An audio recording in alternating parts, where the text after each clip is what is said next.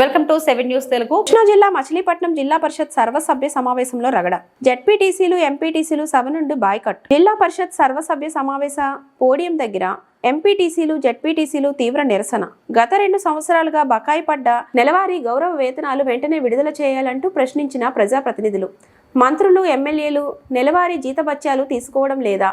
ప్రభుత్వంపై మండిపడ్డ వైసీపీ ప్రజాప్రతినిధులు, మా పట్ల ఎందుకు ఈ వివక్ష అంటూ సభ నుండి బయటకు వచ్చిన నిరసన వ్యక్తం చేసిన ఎంపీటీసీలు జెడ్పీటీసీలు. దీంతో సభలో ఏ విషయాలు చర్చించకపోవడంపైనే వేచి చూస్తున్న జిల్లా పరిషత్తు చైర్పర్సన్ ఉప్పాల హారిక, జిల్లా incharge collector Geetanjali Sharma, Vijayawada collector Lakshmisha, Eluru sub collector తదితరులు సభలో కూర్చోమని జెడ్పీటీలను ఎంపీటీసీలను అభ్యర్థించినా వినకుండా బాయ్కట్ చేసిన ప్రజాప్రతినిధులు.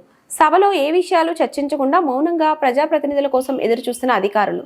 జిల్లా పరిషత్ సీఈఓ బయటకు వెళ్లి ప్రజాప్రతినిధులను అభ్యర్థించిన లోపలికి రాని ఎంపీటీసీలు జెడ్పీటీసీలు.